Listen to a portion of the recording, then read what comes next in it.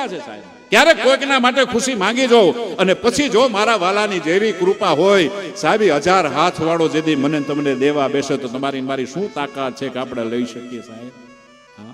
આ ફિલ્મ જોવા જાય, અત્યારનો મીડિયા યુગ, મોબાઈલમાં આવી જાય એટલે તરત પહેલા શોમાં જાય. આ જુવાનિયા જાય, મને બહુ ગમે સાહેબ. ફિલ્મ જોવા જવું જ જોઈએ. ત્યાં કરોડો રૂપિયાનું ઇન્વેસ્ટમેન્ટ હોય, એની પાછળ કેટલાય બધાએ મહેનત કરી હોય. એક નાના માણસથી લઈ મોટા અભિનેતા સુધી બધાએ તનતોડ મહેનત કરી હોય ત્યારે ફિલ્મ બને. પણ સાહેબ કરુણતાની વાત એ છે કે ફિલ્મ જોઈ આવે પછી એ દીકરો ઘરમાં આવે ને પછી એને મમ્મી પાસે પૈસા માંગે. શું કામ? એ ફિલ્મ જોઈ આવ્યો હોય એ હીરોની નકલ કરવા માટે, અને એ પૈસા લઈ જાય રેડીમેડ સ્ટોરમાં જાય અને ત્યાંથી જે હીરોએ ટી શર્ટ પહેર્યું ટી શર્ટ લઈ દે, જે હીરોએ જીન્સ પહેર્યું જીન્સ લઈ દે, અને બરોબર દબંગ સ્ટાઇલમાં વાહે રેબનના ગોગલ્સ નાખે, સ્પોર્ટ્સ બાઇક ઘરમાંથી કાઢે, અને એ બરોબર ક્યાં જઈને ઉભો રહે ખબર? કોલેજના દરવાજા પાસે. અને આમ રેબનની સ્ટાઇલમાં, આમ રેબનમાં આમ નાખ્યા હોય, મિરર આમ હોય એવડો. કંપની વાળા રાખે જ નહીં આવડો, અમુક તો રાખતા જ નથી, એમાં જ ભટકાઈ જાય. અત્યારે જુજવામાં એક બાઇક વાળા મારા ભટકાઈ જતા હતા, આ વાળી દીધું. મેં કીધું ઓ ભાઈ, અમને શું કામ લઈ જાય છો? મિરર હતો જ નહીં, આ વાળી દીધું. માંડ પૈસા આ ખરે. એટલે આમ નાનો મિરર હોય એટલે આમ કરીને જોઈ જાય એમાં કોણ આવે, આ બાજુ નહીં જોઈ, એમાં જ જોઈ. અને વાહેથી આમ કોલેજની છોકરી આવતી જોઈ એટલે આમ સ્ટાઇલ મારી દે, પગ ઉપર ચડાવી દે, રેબલના ગોગલ્સ આમ કરીને કાઢે, આમ નાખે. જેવી છોકરી નજીક આવે ને અને ગીત ચાલુ કરે, અગર તુમ મિલ જાઓ જમાના છોડ દેંગે. એટલે ઓલી નો સાંભળ્યો ને એવો વ્યવહાર. એટલે આને વળી પાછું થોડુંક સાઉન્ડ વધારે, અગર તુમ મિલ જાઓ જમાના છોડ. ઓલી સેન્ડલ કાઢે કે નથી લગન પેલા વિધવા થવાનું. એટલે પછી ના બેન સોરી સોરી, એટલે પછી ત્યાં માર ખાવો પડે, વાહ કાબરા થાય. ગીત કેટલું કે અગર તુમ મિલ જાઓ જમાના છોડ દેંગે. આ ગીત કોલેજના દરવાજા પાસે જો તમે એને રજૂઆત કરો, જો છેડતી રૂપે, તો તમારે મારે માર ખાવો પડે કે નહીં? ઉંમર વાળો હોય કે યુવા હોય, માર જ. આ શબ્દની સાહેબ મજા લેખકને વંદન છે.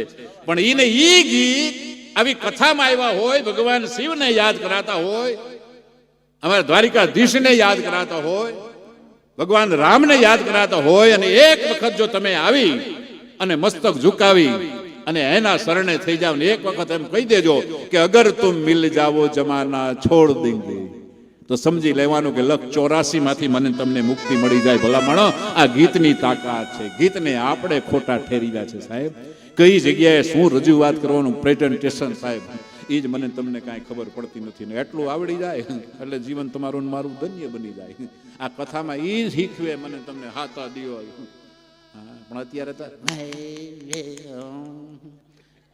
એ કાન રચ્યો રૂપાળો રંગ રે, ત્યાં તો બેન ઠેકડા ઘરે જાય પછી આજે નહીં બનાવું ખાવાનું, કેમ? કથા માથા કી ગઈ. હા સાહેબ ભાઈ પાસે કાંઈ વાંધો નહીં, બહારથી લઈ આવું, કાંઈ વાંધો નહીં. મારા ઘરે સાહેબ એવું છે.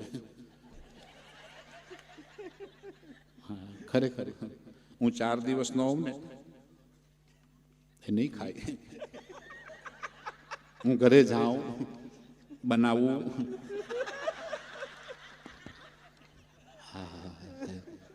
પછી અમે જમીએ સાહેબ. પછી દરેક જગ્યાએ આવું. સફરજન હોય બધે. બીરબલ અને અકબર દરબાર સભા રાખી અને જોયું કે આપણા ગામમાં આપણા વિસ્તારમાં ભાઈનું હાલતું હોય છે કે બાઈનું હાલતું હોય છે. એટલે અકબર બીરબલ તો કાયમના માટે આવી જ બધી ચર્ચા આવે, મુદ્દા ઉપર ચર્ચા કરતા આ રાજસભા રાખી. આખા ઢોલ નગારા વાગ્યા કે આવતીકાલે આટલા વાગે રાજસભામાં બધાએ પુરુષોએ પધારવાનું. બધાએ પહોંચી ગયા. ત્યાં જઈને કીધું કે જો આ બાજુ શું દેખાય? કે સફરજનનો ઢગલો. એ કે આ બાજુ ગોળો, આ બાજુ ઘોડા છે, આ બાજુ સફરજનનો ઢગલો છે. હવે એટલા માટે તમને બધાને બોલાવ્યા છે કે તમારા ઘરમાં જો તમારું નો હાલતું હોય તો સફરજન ઉપાડે અને જે ઘરમાં ભાઈનું હાલતું હોય એ ઘોડો લઈ જાય. એટલે 5 મિનિટ એકદમ શાંત વાતાવરણ થઈ ગયું. બધા મેઠો જોઈ ગયા. બીજી વખત જાહેરાત કરી કે તમને બધાને સંભળાય છે, જેના ઘરમાં બાઈનું હાલતું હોય એ સફરજન લઈ જાય, ભાઈનું હાલતું હોય ઘોડો લઈ જાય. 5 મિનિટ પછી શાંત. પછી ધીમે રહીને એકબીજા કોણી મારે. શું તારે? કે સફરજન. આમ કરીને એઠો થઈને એક ઉતરો, સફરજન લીધું. પછી લાઈન લાગી ગઈ. પછી થોડી રાજુ આવી, બધા સફરજન લઈ ગયા. પણ એક મરદ ભાઈ એ બધા બાજુ જોવે છેલ્લે ઉભો થયો. કે શું સફરજન? ના, ઘોડો. ઘોડો. ઈ બધા સફરજન વાળા, આપણે કોણ? ઘોડો. અકબર સાહેબ કે કાંઈ વાંધો નહીં, તને કયો ઘોડો ગમે? કે કાળો. મરદ માણાને કાળો ઘોડો ઉપાડ્યો. આખા ગામમાં બાગડદામાં જે કોઈ એને બીજા ઘરવાળાને જ ખબર નથી આવું થયું, બેનોને તો ખબર જ નથી. પણ બે પુરુષ નીકળે, એ સફરજન આગળ. આખો 2 કલાક આખા ગામમાં ફર્યો ઘોડો લઈને. કોણ ઘોડાવાળો? કોણ ઘોડાવાળો? સાંજે 5, 5:30 વાગે ડેલીએ પૂગ્યો. ત્યાં ઘરવાળાને કીધું, એ ડેલી ઉગાડ. એ કે કોણ? ઘોડાવાળો. એ કે શું થયું? તમે આજ બહુ આનંદમાં? એ કે આપણે ત્યાં રાજસભામાં આ મુદ્દો હતો, જે ઘરમાં જેનું બાઈનું હાલે એ સફરજન ઉપાડે અને ભાઈનું હાલે ઘોડો. એ કે તમે? એ કે આપણે થોડા સફરજન વાળા, આપણે તો ઘોડો જ હોય ને. એમ બોલો ઉતરવાની તૈયારી? કે ના. ઓલી કે ઉતરવાનું નહીં, ઉભા રહો. એ કે પણ શું? એ કે એમાં ઘોડા કેટલા હતા? એ કે ઘણા હતા. એ કે કાળો જ જડ્યો તમને? એ કે પણ ગાંડી કેમ, શું વાંધો? એ કે આપણો ઘરનો કલર કેવો? કે ધોળો. એ કે આપણા છોકરા એમ કાળો ઘોડો જશે. તો કે શું કરવું? કે બદલી આવો. આવ્યો પાછો. બીરબલ હામા મેળાય કે શું થયું? એ કે ઘોડો બદલવાનો. એ કે કયો જોઈએ? એ કે ધોળો. એ કે કોણે કીધું? એ કે ઉપાડ સફરજન.